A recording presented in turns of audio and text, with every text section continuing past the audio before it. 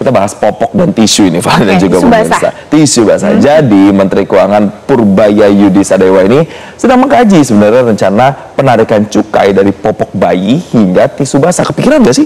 Enggak sih, Enggak ya? sejujurnya. Karena, oke, nanti kita bahas ya. Karena apanya, kenapa nggak kepikiran pemirsa dalam paradoks paparan rasional data dan fakta hari ini. Ini Jason, kamu bisa sih, apa sih sebenarnya perbedaan antara pajak dan cukai, Jason? Oke, kita awali dulu ya. Kita bedah nih perbedaan pajak dan cukai itu apa. Karena peruntukannya juga beda nih, Valen.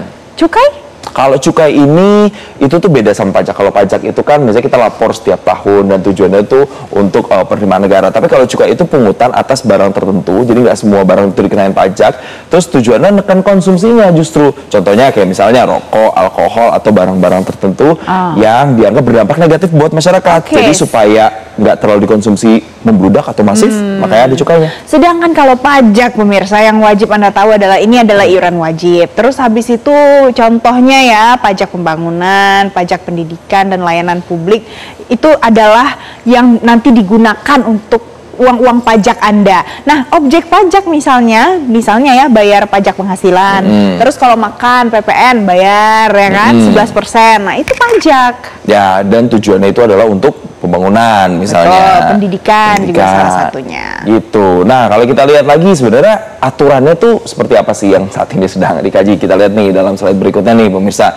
Jadi, aturan yang sedang dikaji dan dipikirkan itu masuk dalam Peraturan Menteri Keuangan atau PMK nomor 70 tahun 2025. Dan ini memang sedang dimatangkan begitu nampaknya ya. Dan penarikan cukai popok hingga tisu basah ini katanya sih dilakukan untuk mempertebal kas negara, kata bendahara negara sih gitu. Oke. Jadi tujuannya murni untuk mempertebal kas negara. Dan di dalam belait ini juga pemirsa, pemerintah membuka ruang untuk mengenakan nanti cukai pada sejumlah barang konsumsi harian. Salah satunya juga makanan yang mengandung micin. Sampai dengan makanan dan juga minuman kemasan. Jadi yang kita perhatikan yang pertama ini popok, ada tisu basah, makanan yang mengandung ini makanan minuman kemasan, yang di sana mengandung micin. Mengandung micin itu nantinya juga mungkin akan dibahas untuk dikenakan cukai juga. Tapi bagaimana sih sebenarnya bunyi belitnya itu sendiri? Coba kita lihat nih pemirsa, kita pahami bersama-sama, kita telah ya. Oke, jadi penggalian potensi penerimaan melalui upaya perluasan basis pajak kepabeanan dan cukai serta pemetaan potensi PNBP telah dilaksanakan melalui penyusunan kajian potensi barang kena cukai berupa diapers dan alat makan dan minum sekali pakai serta kajian ekstentifikasi cukai tisu basah. Oke, jadi secara lengkap di sini sudah disebutkan apa-apa saja yang nanti akan berpotensi dikenakan pajak cukai yang baru, tarif cukai yang baru, karena ini sudah tertulis dengan jelas mulai dari diapers itu kita sebut sebagai popok, alat makan dan minum sekali pakai, dan juga ada tambahan khusus untuk tisu basah, pemirsa. Dan pertanyaannya adalah seberapa banyak sih penggunaan popok ini di Indonesia? Kita akan lihat dari angka kelahiran nih. Jadi per 2023 BPS mencatat ada 4,6 juta angka kelahiran per tahunnya. Dan tahu nggak yang menggunakan popok itu 17,44 juta per harinya. Itu di seluruh Indonesia dari data itu ya. Jadi kasihan dong kalau misalnya dede-dede bayi kita nanti dapat popoknya, ibu-ibunya harus beli dengan harga yang lebih mahal. Tapi potensi limbahnya gimana? Betul, tapi memang betul sih Valen, ada potensi limbah popoknya itu tuh sekitar 3.000-an ton lah per hari yang kemudian diakibatkan dari penggunaan popok ini sebenarnya. Jadi banyak ya sebenarnya ya limbah popok juga. Nah, jadi pemirsa ada juga plus dan minus menggunakan popok bayi sekali pakai. Kalau yang pertama, saya mau lihat ya, ya ibu-ibu zaman sekarang pasti merasa menggunakan popok bayi itu praktis dan efisien yang pertama. Kemudian ini akan meningkatkan kenyamanan, ya kan jarang lah yang menemukan namanya iritasi. Terus yang kedua, bayinya juga akan lebih nyaman dan jauh lebih bersih. Betul, praktisnya begitu. Tapi memang ada juga sih kasus-kasus kayak misalnya ditemukan masalah kulit dan risiko alergi itu juga ada. Kemudian ada biaya terus menerus kalau misalnya pakai popok kan artinya harus beli lagi. Terus kemudian ya tadi dampak lingkungannya karena ada limbah yang diproduksi sampai ribuan ton tadi Valen.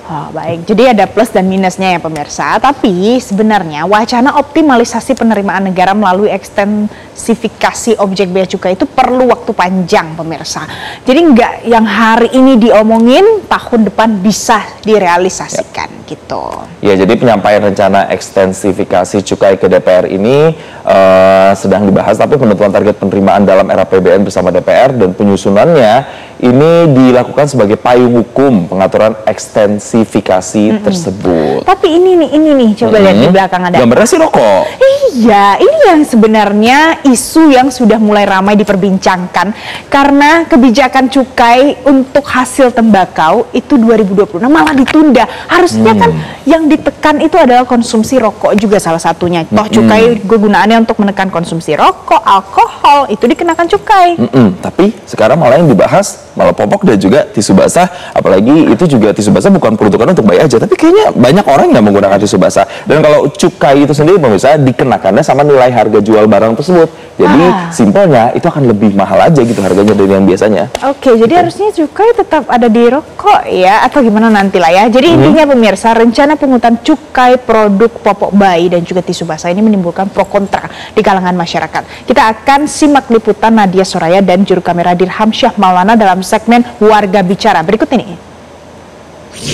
Pemirsa, pemerintah melalui Ditjen Bea Cukai Kementerian Keuangan berencana untuk memberlakukan pungutan cukai terhadap produk popok bayi hingga tisu basah. Rencana ini sudah tertuang dalam Peraturan Menteri Keuangan Nomor 70 Tahun 2025 tentang Rencana Strategis Kementerian Keuangan di tahun 2025 hingga 2029. Lantas seperti apa tanggapan masyarakat? Kita akan merangkumnya melalui tanggapan warga berikut ini. Ada, saya dengar, dan itu saya sangat tidak setuju, karena kalau kenaikan itu membebankan rakyat ya. Kalau bisa diturunkan cukai itu apa segala semacam ya, untuk yang apalagi kebutuhan bayi, kebutuhan anak itu sebulan yang saya pernah ngalamin menjadi nenek atau orang tua ya, bisa 2 jutaan. Maksud saya kebijakan yang kurang tepat lah ya menurut saya saat ini di tengah-tengah keadaan kondisi ekonomi yang sudah sangat menyulitkan masyarakat gitu loh. Dibuat ramah lingkungan kan mungkin cobalah dibuat lebih kreatif lagi bagaimana caranya masyarakat itu diedukasi untuk seperti kalau di luar itu kan nggak mau dibuangnya itu.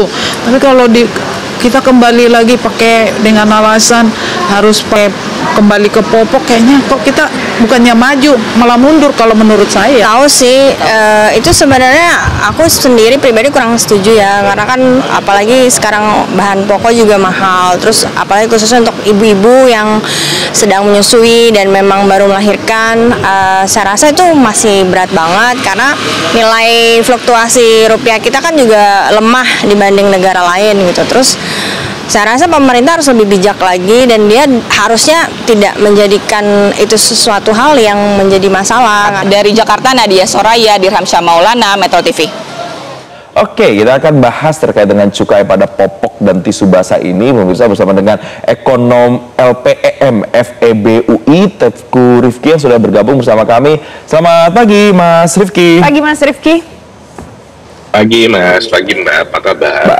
Kabarnya baik, tapi mungkin ibu-ibu yang punya bayi agak ketar-ketir nih dengar wacana ini. Gini Mas, kalau misalnya yang kami tahu kan cukai itu dikenakan di nilai harga barangnya, di nilai harga jual si barang itu. Berarti logikanya nanti barang-barang kayak popok dan tisu itu akan lebih mahal gitu Mas? Ya betul, jadi memang cukai maupun pajak yang dikenakan ke barang nanti akan membuat harga barangnya lebih mahal. Tapi mungkin berbeda ya dengan pajak, di mana cukai ini tujuan utamanya itu bukan untuk mengejar sisi penerimaan, tapi merubah perilaku. Salah satunya adalah dengan mengurangi konsumsi barang-barang yang dikenakan cukai tadi. Tapi Mas Rifki, kalau bicara soal popok, tisu basah ini kan kebutuhan rumah tangga sehari-hari. Apakah tepat untuk dikenakan cukai? Kan kita nggak mau itu dikurangi, atau ada alasan lain aja sebenarnya? Nah itu dia, memang sebetulnya kalau kita lihat dari karakteristik produknya sih sebetulnya tidak membahayakan ya, mungkin berbeda seperti rokok atau alkohol atau barang-barang yang memiliki dampak kesehatan lain, misalnya minuman berpemanis. Tapi mungkin cukai ini dikenakan pada barang-barang tersebut karena sekali pakainya mungkin gitu, tapi memang ini pun masih kurang tepat gitu, karena sebetulnya ini tidak menjadi barang barang-barang rumah tangga sehari-hari gitu. Jadi memang sebetulnya dampak negatif atau eksternalitas negatif dari penggunaan barang ini juga relatif kecil. Di sisi lain, karena saya membacanya adalah pemerintah mendorong ini mungkin lebih karena aspek mendorong penerimaan. Padahal banyak pos-pos lain yang bisa dioptimumkan untuk mengejar penerimaan ketimbang barang-barang rumah tangga sehari-hari tersebut. Nah itu tuh yang jadi pertanyaan juga, karena tujuannya kan untuk tadi kata Menteri Purbaya mempertebal kas negara. Kalau misalnya popok, tisu basah dikenain cukai, memang sesignifikan itu ya Mas untuk dalam tanda kutip mempertebal kas negara itu? Dampaknya pasti akan ada gitu, dampak positif terhadap penerimaan. Tapi apakah akan signifikan? Saya rasa nggak akan terlalu signifikan juga, karena substitusi produknya banyak, lalu kemudian juga ini harga barangnya juga tidak terlalu tinggi, sehingga kemudian juga dampaknya relatif akan minimum. Nah ini beda misalnya dengan cukai rokok ya, cukai rokok itu kan cukup tinggi. Nah itu dampak penerimaannya cukup signifikan. Atau sebetulnya kalau pemerintah mengejar pos penerimaan perpajakan lain, misalnya kalau pemerintah itu kemudian mau coba mengejar peningkatan penerimaan PPh gitu dari masyarakat yang tadinya banyak informal kemudian bisa masuk ke sektor formal, saya rasa itu akan lebih signifikan dalam mendorong penerimaan negara. Oke. Mas Rifki, yang disebutkan di dalam belit itu adalah barang-barang yang sekali pakai. Apa sih sebenarnya yang sekali pakai yang cocok untuk dikenakan cukai? Sebetulnya barang sekali pakai yang mungkin cocok dikenakan cukai adalah plastik ya. Plastik itu kan sekali pakai dan dampak lingkungannya itu cukup signifikan gitu. Dampak negatif terhadap lingkungannya. Nah itu mungkin menjadi produk yang tepat gitu. Dan sebetulnya kan kita udah melihat ya di banyak tempat gitu bahwa pajak-pajak daerah untuk plastik itu sudah mulai diberlakukan. Misalnya di toko-toko kelontong gitu atau toko supermarket itu kan sudah ada pengenaan cukai untuk penggunaan plastik atau atau bahkan disediakan alternatif lain untuk membeli kantong belanja. Nah itu sebetulnya lebih tepat untuk dikenakan ketimbang barang-barang rumah tangga tadi.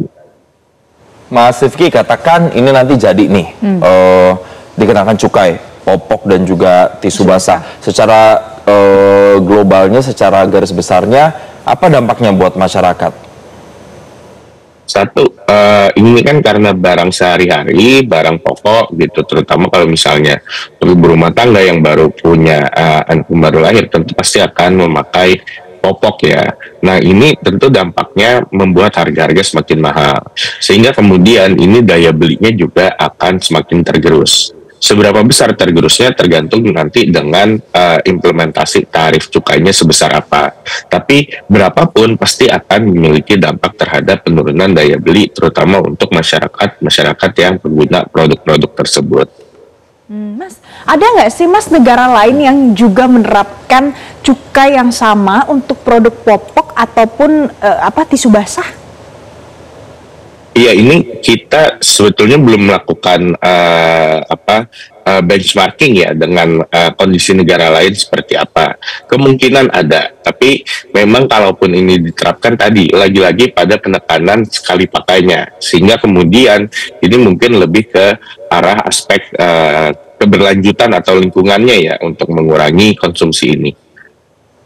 Baik, Mas Rifki, tadi waktu saya sama Valen lagi pemaparan, pembahasan soal cukai rokok tuh malah justru ditunda. Jadi apa nih yang Anda baca dengan adanya fenomena seperti ini? Pembahasan cukai rokok ditunda, tapi kemudian ada wacana pengenaan cukai pada popok dan juga tisu basah. Nah ini sebetulnya agak kontraproduktif ya. Di satu sisi yang dampak negatifnya lebih besar kan pasti konsumsi rokok gitu, sehingga kemudian cukainya perlu terus diterapkan gitu. Kalau memang pemerintah mau mengurangi sebuah konsumsi produk yang memiliki dampak negatif atau eksternalitas negatif, saya rasa itu lebih tepat. Tapi kan itu kemudian ditunda ya atau ditahan implementasi lebih lanjutnya. Nah sedangkan ini produk yang dampak negatifnya lebih rendah seperti popok atau tisu basah justru malah dikenakan gitu. Jadi ini menunjukkan tidak adanya koherensi dari kebijakan cukai saat ini, paling tidak kalau memang ini nanti jadi diterapkan. Mas Rifki, kalau ekstensifikasi cukai itu apakah memang perlu waktu panjang sampai bertahun-tahun untuk diimplementasi? Tergantung kerumitannya. Ada produk-produk yang relatif mudah untuk dikenakan. Jadi itu nggak perlu bertahun-tahun gitu. Itu bisa cukup cepat. Tapi untuk produk-produk yang misalnya di lapangan atau di kondisi realnya ini sulit dipantau transaksinya, lalu kemudian menyentuh daerah-daerah yang sulit dijangkau, ini mungkin bisa bertahun-tahun. Lagi-lagi ini tergantung dari kerumitan skema cukainya dan kerumitan dari produknya itu sendiri. Mas Rifki, potensi tantangan yang terjadi ketika ini wacana ini direalisasi itu apa misalnya? Misalnya apakah akan berpengaruh ke supply dan demand barangnya atau seperti apa? Iya, kita lihat sebetulnya kalau ini yang sudah terjadi ya dengan cukai rokok, di mana kita lihat dengan adanya cukai yang terlalu tinggi, maka kemudian muncul rokok-rokok ilegal. Nah, ini ditakutkan hal yang serupa terjadi kalau cukainya terlalu tinggi. Apabila ini muncul, nanti kemudian akan ada isu terkait dengan hygiene atau kebersihan produk tersebut. Apalagi ini kan produk-produk yang sangat mengandalkan kebersihan ya, terutama popok. Nah, ini nanti kemudian akan memiliki banyak potensi dampak negatif lanjutannya. Jadi memang implementasinya kalau betul-betul nanti ia dilaksanakan perlu dipikirkan apakah nanti akan muncul produk ilegal, produk yang tidak kena cukai dan seterusnya. Oke, jadi ini panjang, dampaknya banyak dan harus dipikirkan betul-betul supaya jangan sampai ada barang-barang ilegal yang beredar di kalangan masyarakat. Mas Rifki, terima kasih. Nanti kita akan bahas lagi di lain kesempatan. Terima kasih Teguh Rifki, ekonom LPEM FEB UI sudah bergabung bersama kami pagi ini di Selamat Pagi Indonesia. Jelajahi cara baru mendapatkan informasi. Download Metro TV Extend sekarang.